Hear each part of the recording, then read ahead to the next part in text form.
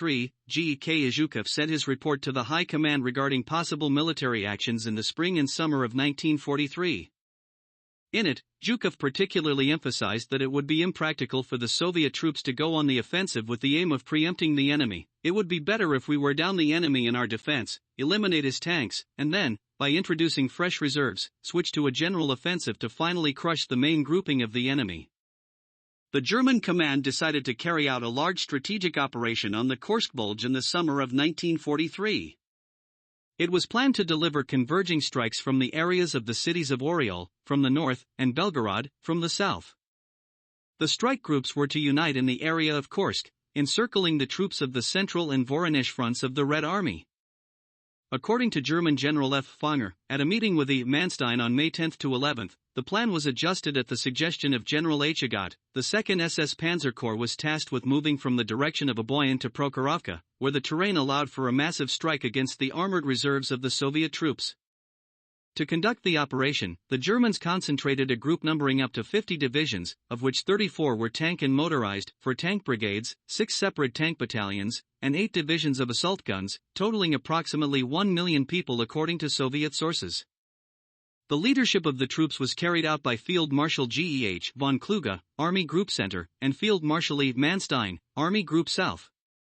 Organically, the strike forces were part of the 2nd Tank Army, the 2nd and 9th Armies, commanded by Field Marshal V. Model, Army Group Center, the Oryol area, and the 4th Tank Army, the 24th Tank Corps, and the Kempf Task Force, commanded by General G. Agat, Army Group South, the Belgorod area. Zhukov's considerations became the subject of a special meeting at the Stavka, which took place on April 12, 1943. Present were I.V. Stalin, Marshals G.K. Zhukov, A.M. Vasilevsky, and the Deputy Chief of the General Staff, Army General A.I. Antonov. He was awarded this rank on April 4, 1943. Unlike in 1941 to 1942, in 1943, a powerful defense system was created by the Soviet forces in the Kursk direction, and it could be utilized.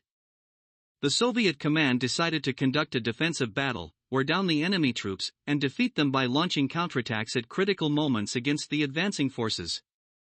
To this end, a deeply echeloned defense was established on both flanks of the Kursk salient. In total, 8 defensive lines were created.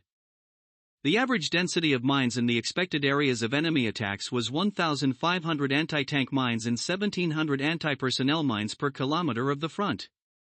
The troops of the Central Front, commanded by Army General K.K. Rokossovsky, defended the northern face of the Kursk salient, while the troops of the Voronezh Front, commanded by Army General N.F. Vatutin, defended the southern face.